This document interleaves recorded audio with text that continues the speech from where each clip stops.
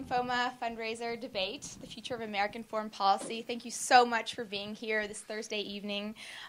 Before I turn the floor over to our main attraction, I wanted to do two things. Say a quick thank you and also talk a little bit about the cause that we're all here to raise money for tonight. First, thank you very much to our featured speakers and moderator. Steve Clemons, you've gone above and beyond to ensure this is a successful event, and I just really appreciate your enthusiasm from the very beginning, that moment I intercepted you in the coffee room, rather. And I said you're related to who? I know. So I appreciate that. Susan Glasser, thank you for graciously accepting the challenge to rein in the debaters. I'm sure it won't be an easy task, but I hope it's at least a little bit fun. And for taking time from your really busy day. I know they just closed on the magazine this week for being here today. And Frank, I know firsthand how busy you are, and I want to say thank you for being a really good sport about all of this and being here this afternoon. And thank you all in the room for donating your time, and just being in the room shows you have a commitment to raising awareness and raising money for the Leukemia and Lymphoma Society. So we're all here today to raise some funds, hopefully, and at least some awareness for leukemia and lymphoma. For 50 years, the Leukemia and Lymphoma Society has been working to fight all types of blood cancers. They've been doing this through advocacy, through research, through patient services, and I found out about the Leukemia and Lymphoma Society through a program called Team in Training, which is a sister organization, and through Team in Training I am fundraising, hopefully exceeding my $4,500 goal, and training for a marathon in Anchorage, Alaska this summer. And I really chose to do a marathon because I wanted to try to go the distance, and that's I think what cancer patients and cancer survivors have to do is just go above and beyond and reach down deep and go the distance. So thank you all for being here and being part of a group that supports me in getting to Anchorage and for all the survivors and patients out there. Can I make a 30-second comment to those people who are watching online? On the Washington Note, there are instructions beneath the screen if you go down to be able to donate online or to send checks, tax deductible, to the cause, care of Alejandra here at the New America Foundation. Thank you, Steve. So now I'll just turn it over to our introductions. I'll begin here on my right.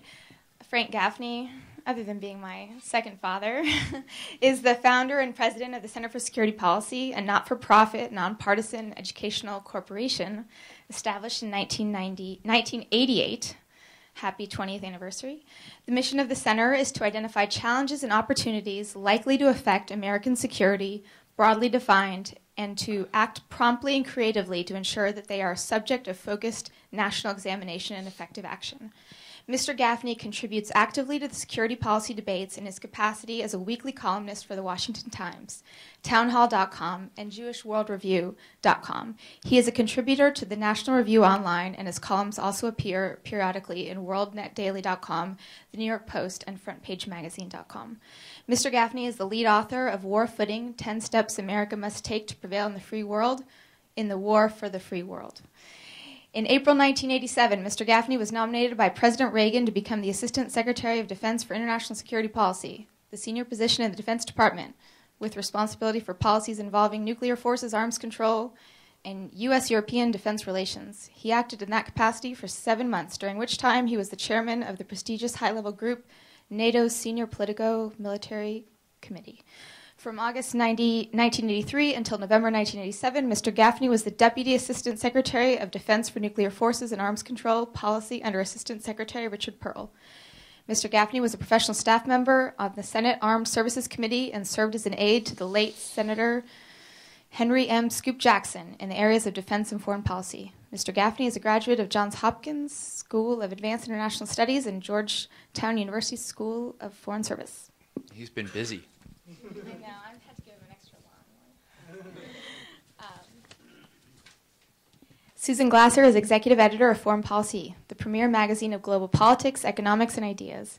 Before moving to foreign policy in 2008, Glasser spent 10 years at the Washington Post, most recently as assistant managing editor for National News, responsible for directing a staff of 75 reporters and editors located in Washington and in bureaus across the country. Glasser previously was the assistant managing editor in charge of Outlook, the Post's weekly section of commentary and ideas. Glasser started at the Post in 1998 as deputy national editor overseeing the Monica Lewinsky investigation and subsequent impeachment of President Bill Clinton. She later worked as a reporter for the paper's national and foreign desks, including stints covering terrorism and money and politics. She spent 4 years as the Post's Moscow co-bureau chief, chronicling the rise of Vladimir Putin, the rollback of Russian democracy, the Second Chechen War, and the terrorist attacks on a theater in Moscow and a school in Beslan. Glasser also covered the wars in Afghanistan and Iraq. Prior to the Post, Glasser worked for 8 years at Roll Call, the preeminent newspaper covering Congress, where she rose from an intern to a top editor. With her husband, Peter Baker, she's the author of Kremlin Rising, Vladimir Putin's Russia and the End of a Revolution. She is a graduate of Harvard University, and she lives in Washington, D.C. Almost done.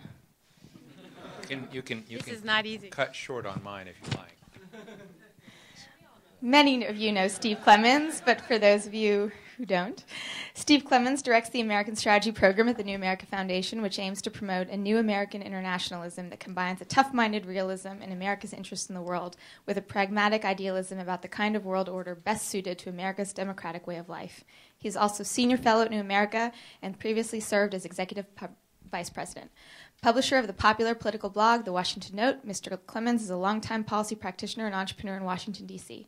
He has served as executive vice president of the Economic Strategy Institute, senior policy advisor on economic and international affairs to Senator Jeff Bingaman, and was the first executive director of the Nixon Center. And with that, I will turn that over to Susan Glasser and the gentleman, and we'll take it from there. Thank you all, and please feel free to get up and enjoy the refreshments in the back.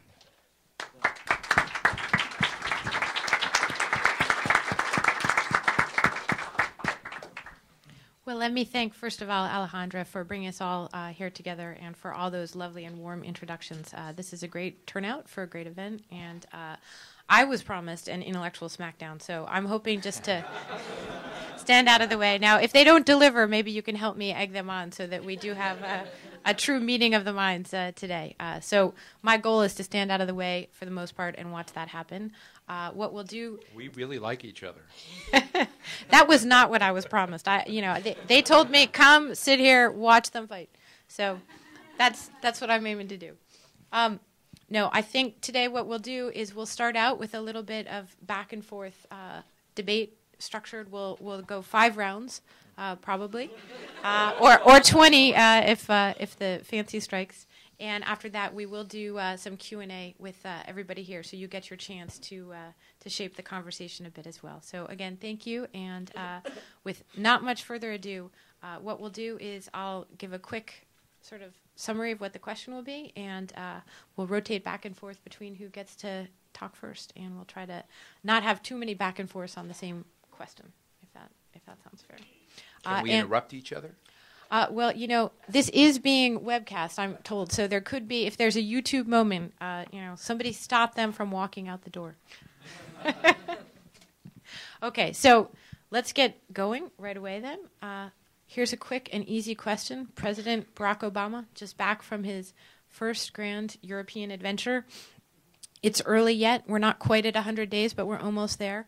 I'd like to know from each of you what you think President Obama's defining characteristic of his foreign policy is shaping up to be, and what grade you would give him so far for his foreign policy.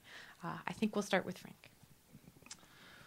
Well, first of all, I just have to say that I'm Alejandra's second father, not because she broke the first one, but she had a vital role in putting her mother and me together again several times, and we're absolutely delighted to have her as a daughter-in-law, and I'm very proud of stepdaughter, I should say, very, very proud of her, and especially of this event, and thank you all for coming and for you guys playing the roles you are.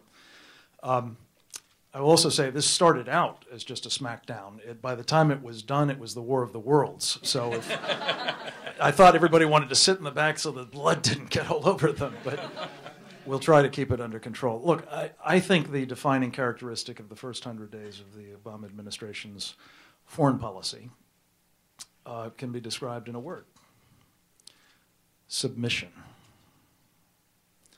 I think what we have seen the president say repeatedly, and most explicitly in the context of the relationship with Islam, But frankly, it's sort of laced through most of the other relationships and policy initiatives and pronouncements, is the idea that, you know, the United States has to sort of humble itself. It has to get off of that superior moral plane that it was on during the Bush administration, which caused so many people to dislike us or be mad at us or try to kill us. And by getting at least down to the level of, if not slightly below, the Europeans, the Russians, the North Koreans, the Syrians, the Chinese, the Cubans, and not least the Muslim world more broadly, especially the Iranians, we have, I think, seen a new leitmotif established. And my fear, we will doubtless come back to this several times in the course of the conversation, but my fear is that the kind of people who are listening to that most intently are going to interpret it as an invitation to very bad behavior. It will not result in an engagement that is constructive, leading to peaceable ties, an end of nuclear threats, let alone the ridding of nuclear weapons throughout the world, or an Islam that eschews Sharia, the theopolitical legal program that authoritative Islam says is the obligation of Muslims. And that requires, among other things, the destruction of governments like ours that are secular, that are democratic, and that stand in the way of a global theocracy. And the grade? The grade? He's doing a very good job of submission. Okay. All right. I'll start out and give him a B minus. I think Obama's posture can be described as sort of halfway Nixonianism or wannabe Nixonianism. And for those of you who know me, Nixonianism is a positive thing.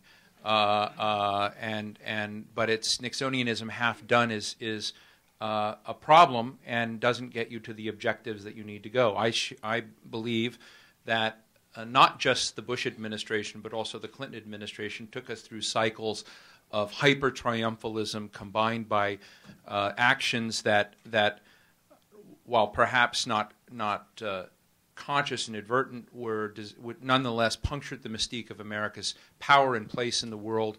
And by demonstrating fundamental limits militarily, fundamental limits economically, fundamental limits and misbehaviors morally, you undermine the mystique of your superpower status. And the first thing to go is the trust of your allies. And of course, you then also motivate the ambitions of your enemies. And so it's very important for Barack Obama to come back into that environment and to demonstrate to the world that the United States can achieve objectives that it set out for itself. On that front, I think Obama, starting with a very poor hand, has done well, very well, A+ on public relations. But when it comes to substantive policy accomplishments, I think the grade is much lower. I tend to be one in favor that thinks that while you're in a diminished position, as I think it's odd as when Bush came in, I think that much of the world looked at America as in ascendance, and one of George Bush's challenges was to figure how do you reconfigure the superstructure of American engagement in the world with that. Nixon came in, wanting to come in 1960 in a time when we were seen to be in ascendancy, but when he came in 1968, the world perceived us to be in decline. And I think the world perceives us to be in decline, and that translates, whether it's true or not. I think it's probably an overshooting by the rest of the world. I think it's nonetheless, you've got to figure out how do you begin moving the world back in your groove. And collision courses with Russia and many other countries, you can name a long roster, need to be dealt with carefully, and I'm pleased with the reset button with Russia. I'm not pleased necessarily with how NATO went. I'm not pleased with the minimal progress out of London and the G20 summit, but I would basically give him a B- for that, for the combination. I'm a little bit worried we're not getting too much smackdown here. So. Oh, it's coming. Well, let's follow up on the Russia reset button question. Frank, I'm curious what your assessment is. Is this does this fall into the category of submission to Russia to offer a new start? Yeah, I think basically, reset in the context of Russia clearly means let's go back to the old way of doing business in the Cold War. Let's have bilateral relationships, bilateral arms control deals, bilateral spheres of influence, management arrangements. And I just think not only is that wrong, because this isn't the Cold War era, and it is wrong, and you've written intensively on the subject, it is wrong to impute to Vladimir Putin and his team anything remotely like the kind of stature that the Soviet Union enjoyed at a time. And to my way of thinking, that the response that the administration has gotten so far has been characterized by basically the contempt that approach deserves from the Russians. So yes, I think it's seen by them as submissive. And again, I just say I hope I'm wrong. Look, I would like to see the United States prosper under President Obama. I really would. I worry, though, that in the Hope Department, which is, of course, what we all bought into here, that we're going to be very badly served by pretending that behavior that has in the past consistently brought us grief will somehow be different in terms of its outcome because this guy is charismatic, or he's got high popularity ratings, or he gets good press. So what did you mean then exactly by you're in favor of supporting Obama's approach to the reset button? How is it not submissiveness as Frank characterized it?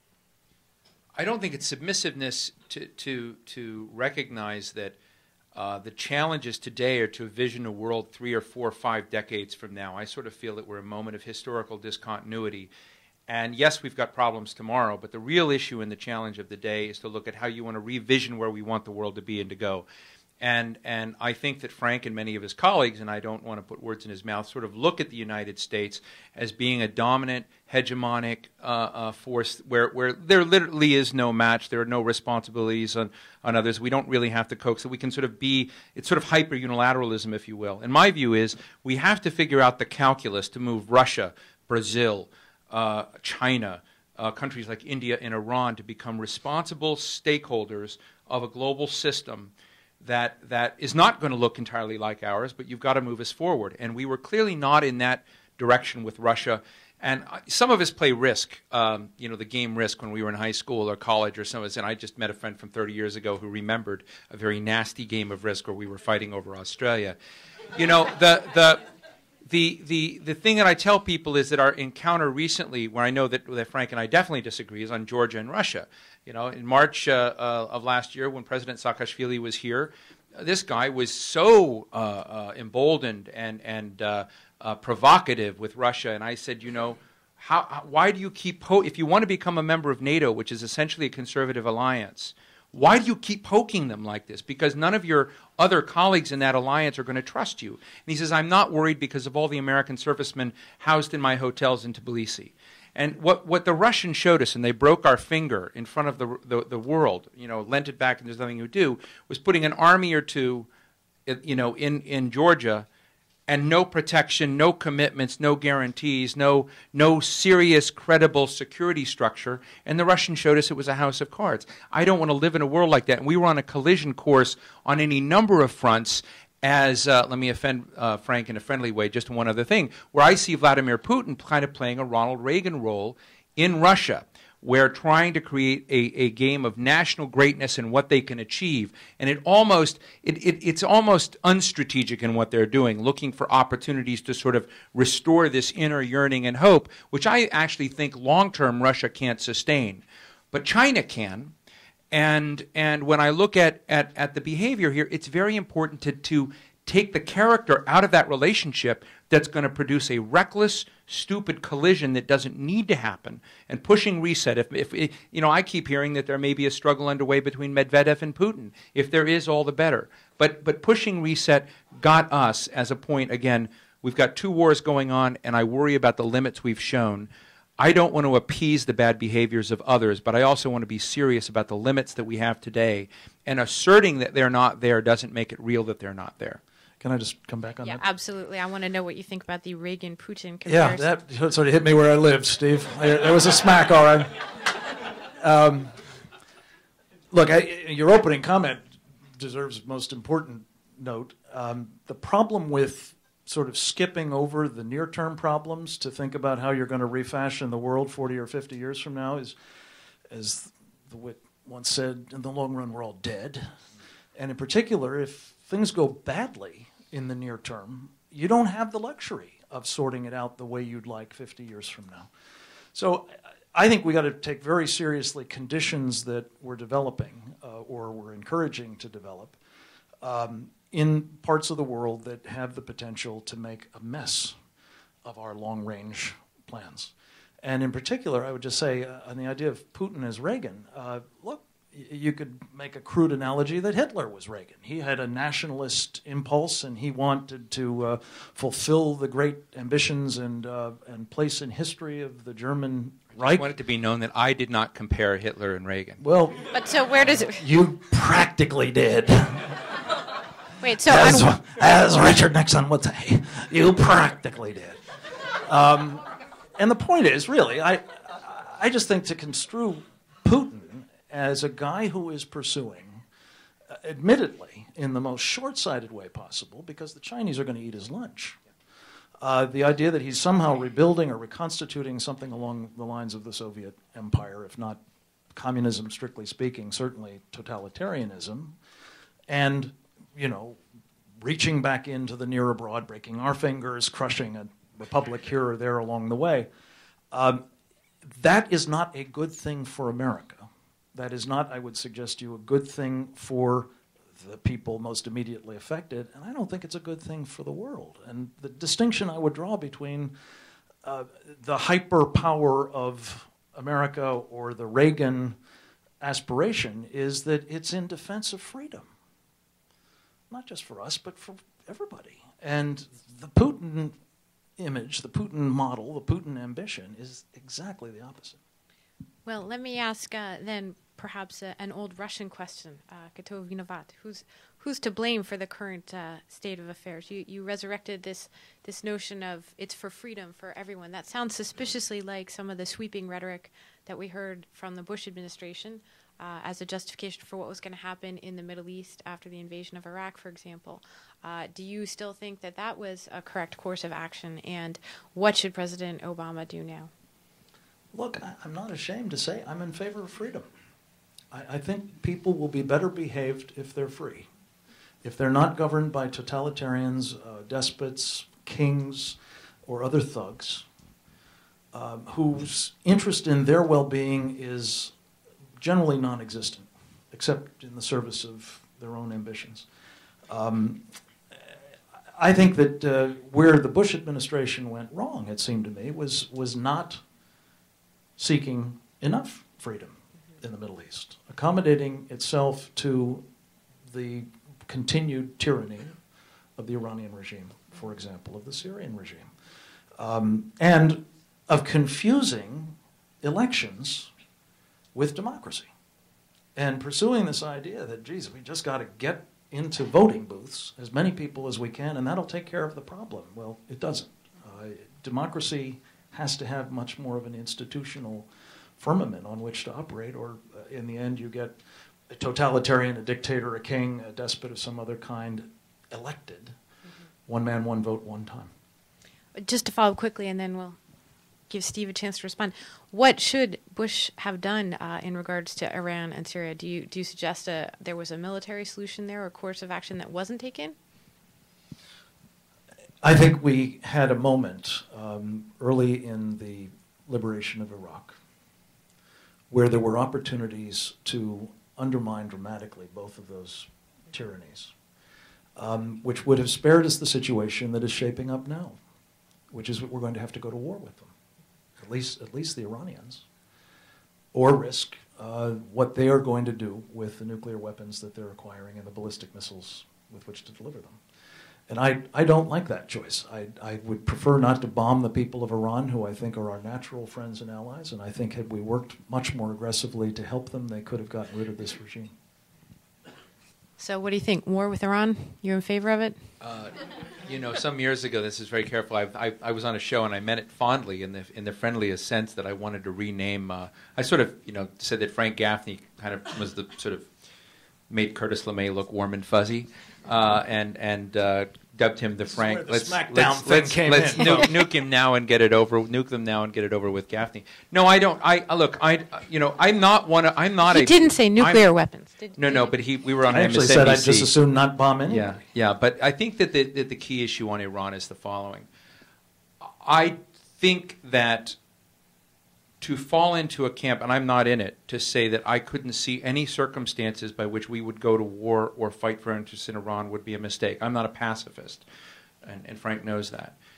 The issue I think is important is the question of how we position ourselves to be influential. And my sense is, and what I've watched, and my criticism of some of those who have been stronger advocates of regime change in Iran, is that they have put the United States and other allies in the position of stridently pursuing certain goals and animating exactly the opposite within the regimes that we're focused on than we would hope to have. I think that President Ahmadinejad in Iran would actually like nothing more than cruise missiles, than missiles in sort of along. I believe that would fully allow his part of the political establishment to fully consolidate its power inside Iran. And thus, my friendly competition with the other side of this group is I am frustrated with the global justice community on the right and the left. Both sides have well-intended, perhaps, goals and objectives that I think are very poorly thought out in terms of thinking about real deliverables at the end of the day. That I'm for freedom too, but let's put a game plan together and say, how in the world are you really going to achieve it? What are the hard choices you're going to make to get there? What are the trade-offs that we need to make? What are the resources you're going to commit, and how are you going to sustain it politically within the United States? And until you go through that sort of roster of checklists, then what I see is sentimentalism, gone run amok, in the sense that they've taken lives, dollars, and American prestige and gambled it on poorly thought out, low deliverable action plans. And so at this point on Iran, I think we're nowhere close to that sort of serious game plan. Yeah, but look, let's face it, at the risk of sounding too agreeable, that is what we should be doing. But that's a totally different concept and approach than saying, we're really not interested in freedom. We're interested in engagement. We're interested in engaging with the regime that is anti-freedom, that is suppressing its people brutally, and that is trying to destroy ours among others. And I do not want to have to bomb with cruise missiles or penetrating bombers or precision-guided munitions or anything else if we can avoid it. The Iranian people, as I said earlier, I think they're our natural allies. It's just that we should be doing exactly what you said, and we should have been doing it for the past 8 years. In fact, we should have been doing it for the 8 years before that. And the fact that we have now gotten a president who basically says, well, the hell with that. What we now are going to do is we're just going to take everybody on their own terms, and we're going to go with the flow. If they get nuclear weapons, not to worry. If they get ballistic missiles capable of reaching Europe or even us, not to worry. If they're going to pursue the downfall of friendly governments to ours, like that of Lebanon, more or less friendly, not to worry. If they're going to try to destroy Israel, not to worry. Let's engage. I think that is the antithesis of the freedom agenda, and it should be done better, to be sure, but it's still an improvement, dramatic improvement, much preferable to what I think Barack Obama is going to be doing. Susan, if I may, I would just say that engagement and talking at least to the points of a freedom agenda, and in my view, coming up with a game plan for delivering in foreign policy that's more serious than we've been doing, are not mutually exclusive. In fact, what I do worry about, and I am in favor of engagement, and I'm not in favor of any kind of engagement for the value, but I do think that one can become quite isolated from having any leverage in a society if one just thinks you can sit and wall yourself off in a fortress. I used to sort of, when I had encounters with Senator Jesse Helms, we used to have a friendly banter this way, because I would call him, that he had this sort of fortress mentality about America, which really deleveraged America's ability to have any impact within or among some of the other countries that were concerning. And with the folks that are advocating, like Bob Kagan and others, a concert of democracies, that world is not a particularly high leverage team. And to some degree, we need to begin looking at the realities. And when you look at climate change and national security issues, weapons of mass destruction, proliferation, transnational terrorist groups, etc., you've got to find ways, in my view, to engage countries that are not democracies and maybe not yet committed to freedom, and engage to try to create the conditions we can bring them around. And I think to some degree, we used to do that in Latin America, and we did rather well for a while. But we didn't do it by isolating ourselves from bad guys, if you will. Well, we'll go one more round, and then we'll open it up to questions from everybody. Turning next door from Iran to Afghanistan, let's talk about... I thought you were going to Israel, but that's okay. I'm sure we'll get to Israel, too. Let's talk about who's on the U.S.'s team and what the agenda is right now. Obama's just back from a trip to Europe where arguably his biggest failure was the failure to bring along more of a commitment from NATO to his plan in Afghanistan. What should his plan be? How do you assess how it's gone so far? And how does that fit into your context of a world of broader engagement, of a world in which like-minded groups of allies act together rather than unilaterally? Afghanistan is a really bad way to end this debate, because it's such a mess. It has always been a mess, in my view, historically. Afghanistan has itself not brought down empires, but empires have their pretensions about what they'll do and accomplish there, and find it, a very, very tough nut. And there are parts of Afghanistan that have survived for centuries, if not thousands of years, on extortion from other parts of the world. And so I was a fan of what Jim Dobbins, Lakhmar Brahimi, and others did in the Bonn conference that brought together the nodes of power and capability within Afghanistan at the beginning, and then we didn't resource it at all. Is that the reason it broke down? I think it was a contributing factor. It may not have been stable in any case. What I feel has happened today is that we've gotten lost in a kind of replay, if you will, of the debate over the so-called surge in Iraq.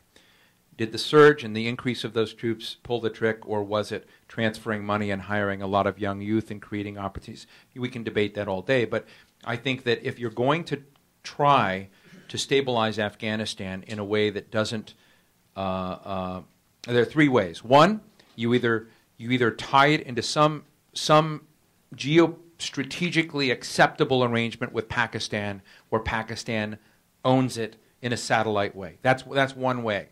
I don't see any other mechanism around. Or you deploy so many resources. John Nagel, who I would suppose is Democratic Party tilting, has said in the Washington Post that if you were to resource this the way that we did on the same population basis as Iraq, we would need 600,000 combined troops. It's never going to happen. So then we've gone in with a halfway measure. Then the question is, if you have Bob Gates and others that continue to talk about the need to have a non-military or beyond military response, then resource it the right way. But I have to say that most of our response has really been a military part. So I'm sort of back where I was on Iraq. Either devote huge resources and solve it if that's what you want to be, which is almost in the trappings of colonial empire, which I don't support, but that's a strategy. Or you need to come through and change the dynamics and other measures. And I think that's providing, was one thing that Frank said that I do agree with. Democracy requires deep institutional embedding of deep institutions. It requires respect for minority rights. It requires a lot of things that are hard to impose, that you have to cultivate. I've often said that George Soros has been remarkably good internationally at generating out in the field movements of organic self-determination and institution building abroad, and I think Soros deserves a lot of credit. We need that kind of thing in places like Afghanistan. I think it's harder to do it at the point of a gun, particularly when you don't have enough guns, but I also think it's probably a mistake to go that direction anyway. And just to wrap up, I'm very depressed about it, because I think Obama's administration runs a very good chance of hitting real shipwrecking, if you will, in Afghanistan. This could be his quagmire. It could be his real quagmire, and I don't think he's giving himself railroad track out, which is a problem. Frank, do you agree on the quagmire? And secondly, do you see Afghanistan as a necessary part of what you envision as a freedom agenda? Let me make an observation at the beginning, because it was part of the byplay of the promotion of this event. You're going to be me and I'm going to be you? No, you're going to be a progressive realist. Yes. And I'm going to try to be a conservative realist. And I would suggest that the difference between the two is that the progressive realist thinks that if only the United States stops doing something in its self-defense, that somehow the world will be better and different than it has ever been before. I would suggest that conservative realism is rooted in the way that the world actually is, and that the wisdom of the United States looking to its own self-defense is borne out by the fact that history does not perfectly repeat itself, but these cycles are generally predictable and generally repeat. Which brings us to Afghanistan. Or let me just say a word about engagement. I think when you engage with people who are guilty of doing all of the things that you said we need to be worried about, from weapons of mass destruction, proliferation, to transnational terrorism, all you're doing is you are legitimating that activity. You are enabling people that now become your interlocutors, the people that you have to sit down with at some table that the State Department loves to count the participants in. P5s, P5s plus one, P6s, gang of sixes. I would agree with you. We need to get rid of all that Look, nomenclature. well, what I'd like to get rid of is the idea that Consensus these negotiations, no matter what their size, with people who are fundamentally committed to exactly the behavior you're trying to stop, is a fool's errand. It will not advance the cause. I think it sets it back. Afghanistan. Afghanistan is everything that Steve just said, both a mess, a shoal for various great powers over many years, a primitive society with mostly destitute people, a prospective quagmire, if not an actual one, and I would say a backwater in the great scheme of things. And the irony is that we are at the cusp of quite possibly losing Iraq, which is the crucible, I mean, not only the cradle of civilization, but the crucible of the war within the Arab world and arguably within Islam. One that if we do in fact lose, because as a campaign promise to appeal to the radical left, I hope I'm not giving any offense to anybody here, we had to, the president, the then candidate Obama, had to make a commitment that he was going to get out, no matter what. No matter what, he was going to leave Iraq. And now we're doing it.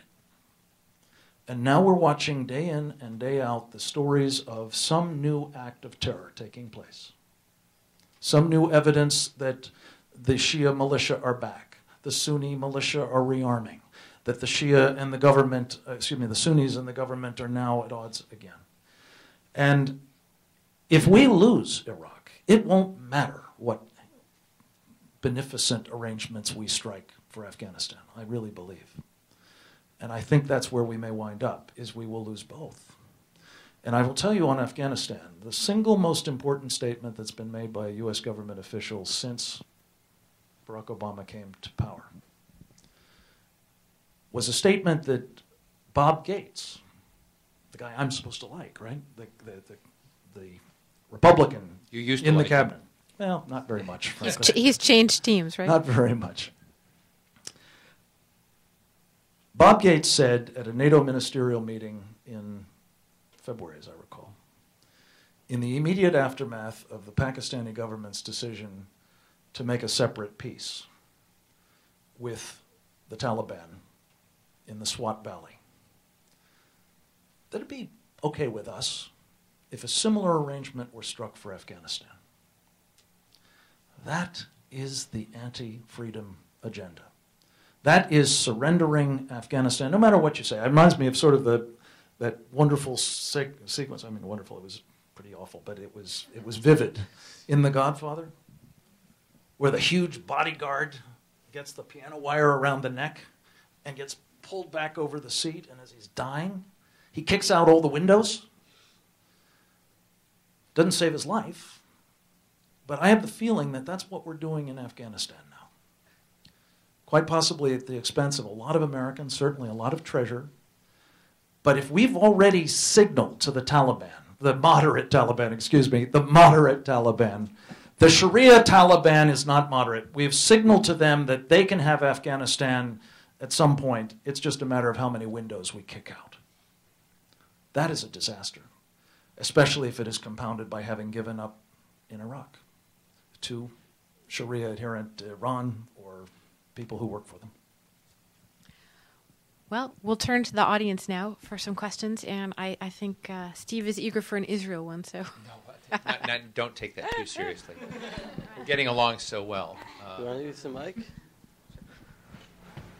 Well, that's unfair.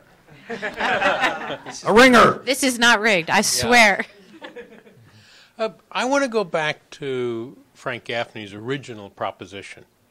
I'm struck by the fact that most of the debate has actually been about the Bush administration, not about the Obama administration. And it seems to me that the mistake that you're making, Frank, is that you forget the good Roman proverb, suaviter in modo, fortiter in re, and that you underestimate American power. And one of the advantages of being powerful not only in a military sense, but in a moral and political sense, is that from that perspective you can afford to be suaviter in modo. And that the mistake that the Bush administration made was to act as if it was a good thing to act without the support of other countries. I had a terrible experience last week. I went to Dachau. And I am ashamed as an American to say that one of the practices which the Nazis used on prisoners at Dachau was to hang people from posts for prolonged periods with their arms held above them. Now, I don't maintain that President Bush personally approved that. But to forget America's moral position and to imagine that that doesn't have a realpolitik advantage seems to me to be a fundamental mistake. And, you know, the proposition that the United States is not at war with Islam as such is not submission but fact. It was, in fact, at least ostensibly the position of the previous administration. And I think the point is that by mobilizing the fact that we have natural support in most of the world, we gain strength, not weakness. And so I think your definition of submission is simply misdirected. And I don't think you've really engaged on that issue. I mean, the administration, rather remarkably, the spokesman today made the point that the reason we're interested in missile defense, a Democrat, missile defense, my God, is that people are developing missiles that might attack us or our allies. And I think you mistake a kind of increased willingness to listen to the rest of the world. And it was not Barack Obama, it was John McCain who said what the United States needs to do is not just to talk more but listen more. You're forgetting that being prepared, and this country was founded on the principle of a decent respect for the opinions of mankind, and it seems to me in an important sense that's what Obama is doing, and that's not submission. That's not a question, I admit it. Thanks, Walt. Guess he's on my right. side now. It was not a ringer for me either, Walt. All right, Just for the somebody record. who's on Frank's team gets to go next. Well, can I respond? Yes, of course. I think it's ironic that you've started out that critique by suggesting that I'm the one who's talking about the Bush administration. I, in fact, was talking, I think, especially in the context of submission about the Obama administration. Though I'm an equal opportunity critic, I think you're absolutely right. The Bush administration took exactly the same line in construing Islam as a religion of peace. And I'm perfectly prepared to stipulate that there are millions, hundreds of millions of Muslims who are peaceable, who are tolerant. In this country most especially, are law-abiding, patriotic. It's just they don't want to have anything more to do with Sharia than we do. And my beef is when you say that Islam is not, or the president in this case says that Islam is not at war with us, that is factually wrong. Authoritative Islam, which adheres to and promotes globally Sharia, is by definition at war with the West, including us. Now again, the good news is a lot of Muslims aren't adhering to it, and they don't want to adhere to it. It's most especially in this country. What I'm fearful of, Walt, and I don't know if I'm the only one who forgot my Latin quote. Did anybody else forget that Latin quote? But I'm suggesting to you that when you go beyond listening, which is unobjectionable, I don't think George Bush stopped listening. I don't think that any president stops listening. But at some point when all you get is dithering, and feckless dithering at that, there is a time to act. And thank God the United States has, from time to time, done so. But when it really, the problem that I'm trying to capture here is the extent to which we are going beyond listening and signaling that we are deferring. And we can be very powerful. We are very powerful. Though, it is ironic to hear the the Obama administration's press spokesman extolling the virtues of missile defense because there are people with ballistic missiles. This is the administration that is cutting missile defense dramatically. That has said that they don't think they need it unless it's effective and unless the Iranians actually continue to pursue a ballistic missile program. No matter what that does to our allies, by the way, which in 2 separate NATO actions unanimously agreed that there should be a missile defense in Europe. So I'm not quite sure that they can take credit for listening so well, Walt. I really believe that what we're dealing with is an administration that is not listening particularly. It's hearing what it wants to hear. It's reflecting back the things that it happens to believe in Europe. And at the end of the day, it is signaling weakness, not husbanding its power.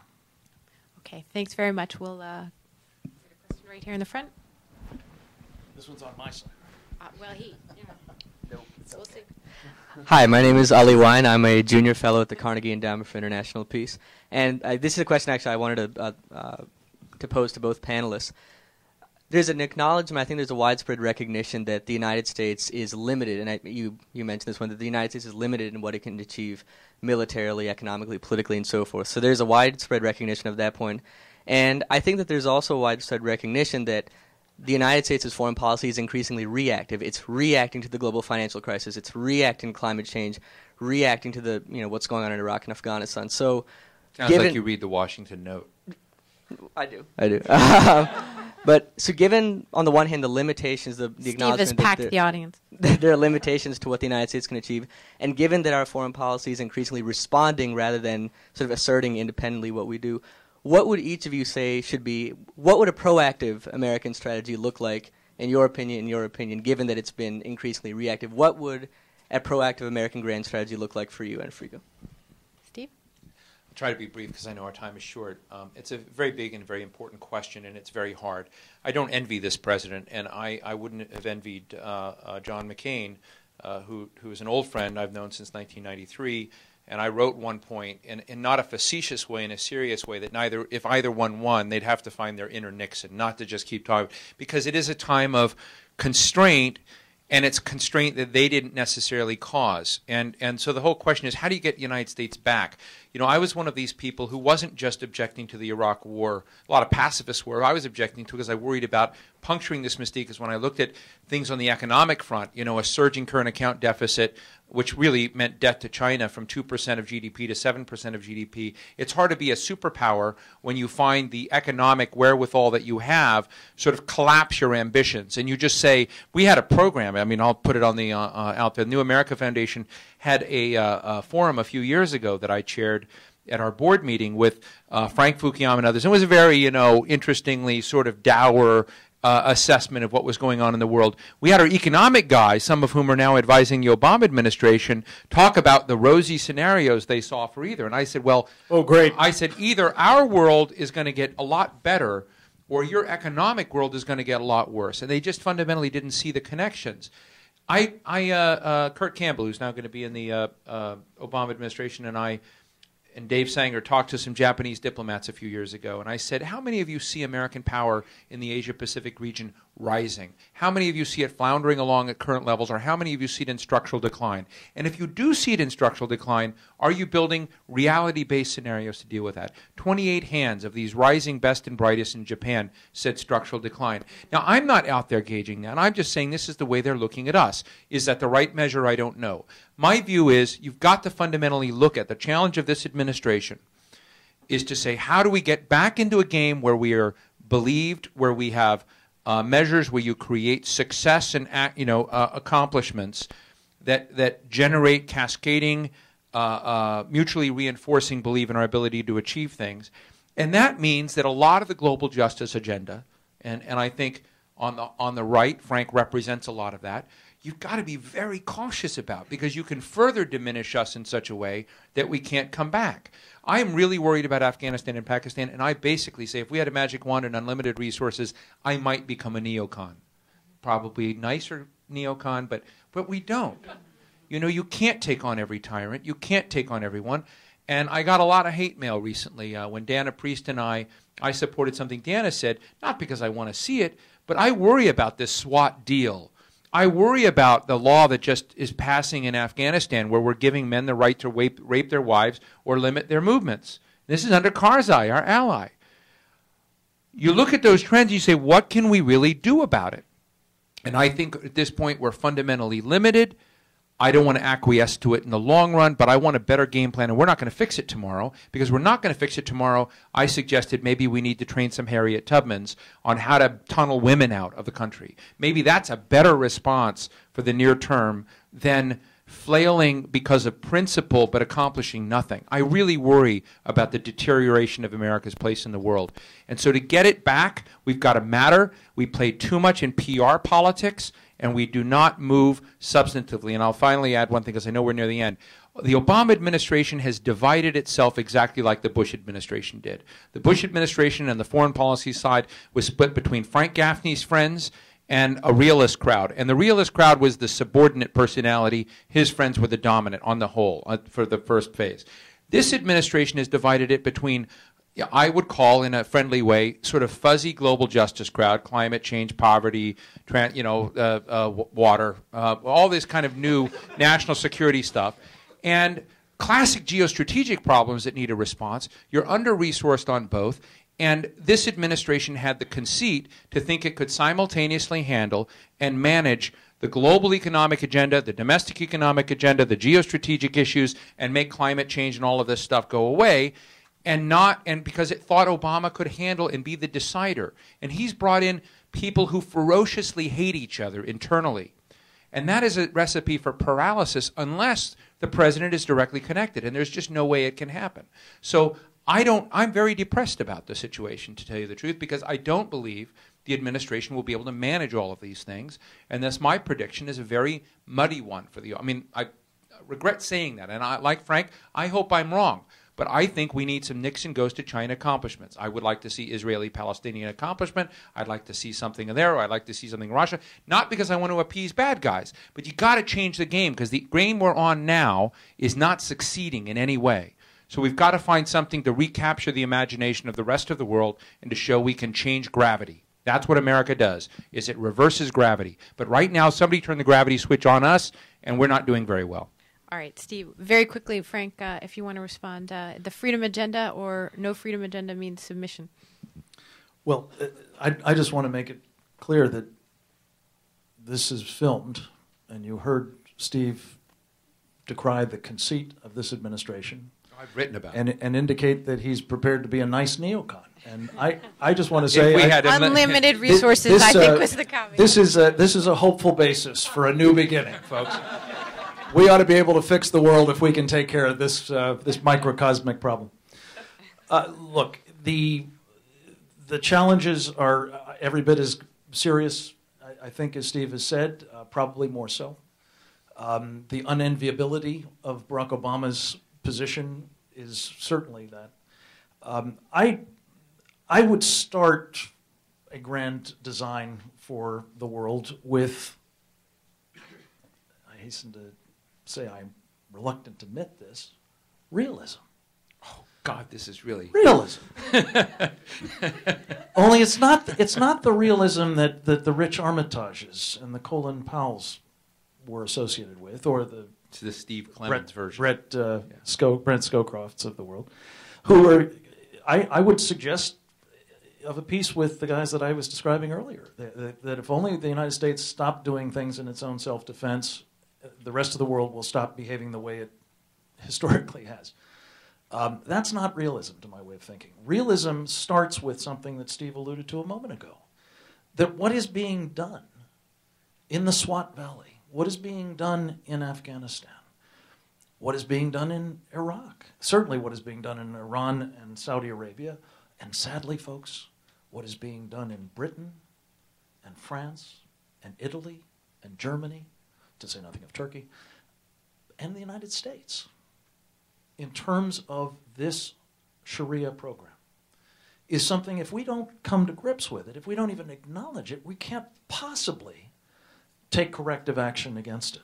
And that's just one microcosm. I think similarly, this notion that if we just sit down and talk with Vladimir Putin or Medvedev or whichever one wins the coin toss, that's somehow going to stop them having the agenda that Russian nationalists, whether of the communist stripe or the post-communist stripe, have, is not realistic. If we reward people for behaving very badly, whether they're the North Koreans who've just launched a ballistic missile that is moving inexorably in the direction of being able to attack us, or at least threaten us, or the Iranians, no matter what they do in their nuclear weapons program, their ballistic missile program, their terrorism program, their subversion of Lebanon program, their threats to Israel program, if no matter what, we're going to engage with them, it's not realistic to think that you're going to get other than more bad behavior. So I would start with genuine realism. Realism born of the fact that bad behavior rewarded begets more bad behavior. What do you do instead of rewarding bad behavior? I think that you do work a freedom agenda. I think you do work with the people of Iran. I'm all for engaging with the Iranians, just not the regime. Let's find ways. Some of them are probably going to be covert. Some of them can be overt. To work with people who want that government gone. Instead of now saying to them, you know, we're sorry, but we think it's in our interests, we think it's expedient to begin a rapprochement with them, no matter what they do to you, including this Sharia business. So, you know, this is a very broad brush. We're talking about it at a high order of abstraction, but I think you can't possibly make good decisions if you're not ignoring the realities. Okay, I think we'll do one more very quick round. So last question.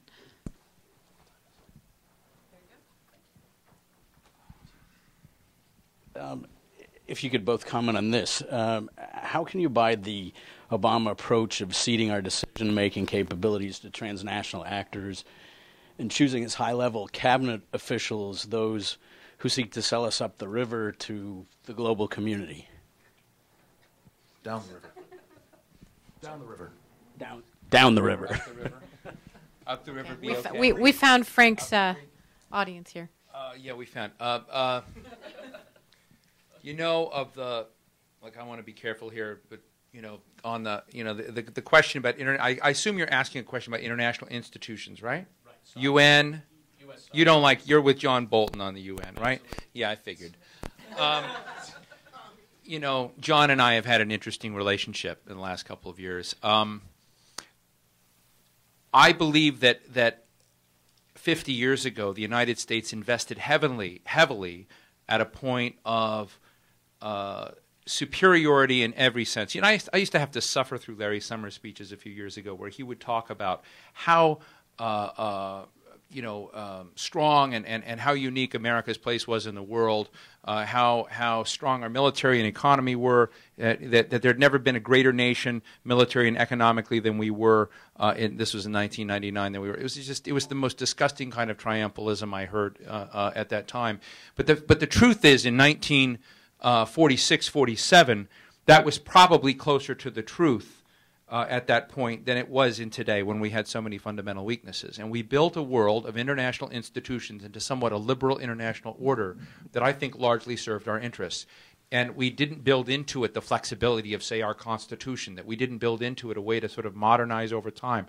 I'm not a big regime change advocate, as Frank is, but I do believe in the liberal values we represent. I'd love to see them spread, but I have a difference with Frank about the methodology, about how to go about that process. I think these international institutions serve our interests, but they are anachronistic. They are out of line with what we need to do, and I think we need to work hard to improve them. My difference with John Bolton, and I don't want to put this on Frank, I'm very familiar with everything John Bolton has said or written on this subject. Ambassador Bolton almost cringes at any sort of international institution. And so, you know, my viewpoint is that there's a lot of great good that can be done. Even Jesse Helms, who I assume is on your side of the camp, became a supporter, brought UNESCO back in, saw the importance of culture. We cleaned up UNESCO under a Japanese Koichiro Matsura, who helped clean up that engine and brought it back in. So I'm not automatically opposed, but at the same point, I used to run the Nixon Center. I mean, I don't trust the UN totally either, and so there are lots of others on the liberal left who could come in and make a better defense of those institutions. But to wash them all away and to pretend that disdain for the international system and disdain for international deal-making and disdain for international institutions adds leverage to our power. I think to dismiss that is a huge mistake. And I think that is part of a kind of nativist fortress mentality that I think is part of the American political scene, but actually undermines us globally. Frank, the last word is yours. John Bolton is a friend of mine. I know John Bolton. And I respect that. But he's no Jack Kennedy. And I don't think John Bolton would agree with your characterization of him, because I think John would recognize that the international institutions that we forged in that halcyon day after World War II were by and large institutions in which we had a superior role.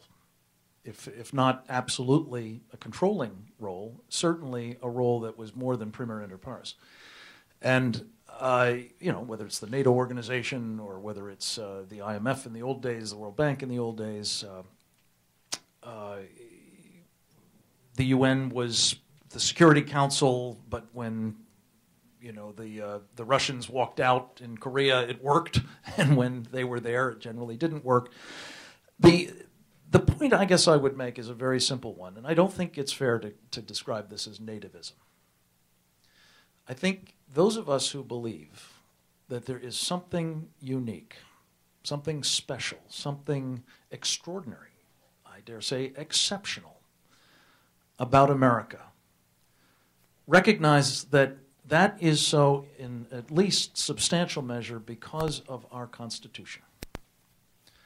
And when I hear folks like Harold Koh, who the president has decided he wants to have be the top person at the State Department's legal office, say, essentially, we now have 4, in some cases 5 members of the Supreme Court who are transnationalists, who believe that the American constitutional system, the laws promulgated under it, the judicial rulings that interpret those laws, must now integrate or internalize, as he likes to say, the rulings, the findings, the judgments, the decisions, whatever other communiques even, I think, that the UN or similar organizations promulgate into our law as though they are of an equal standing with our Constitution or an improvement of our Constitution. I think that's wrong.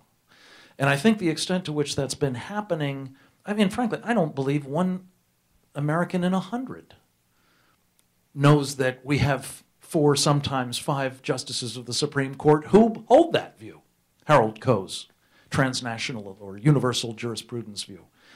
And if they did, I think they'd be horrified. But my point is this, that when all is said and done, we have a country that, with all of its flaws, with all of its limitations, with some of its behavior that I wouldn't, applaud or be proud of, is still by far the most extraordinary society on the planet, the one that most people around the planet would rather live in than any other.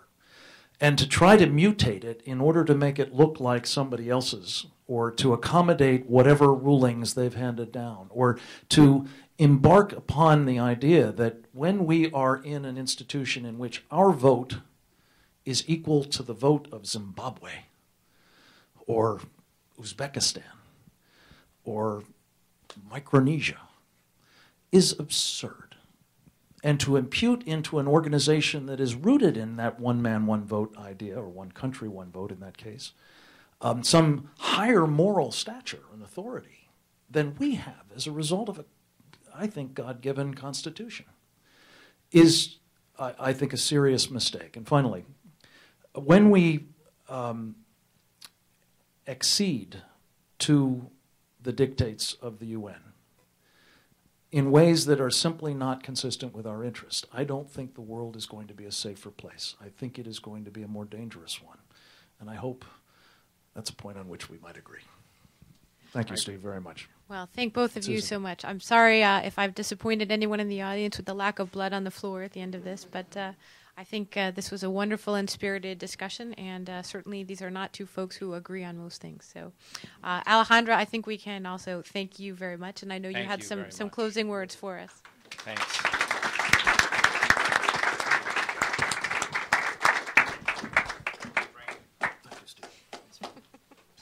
Great job.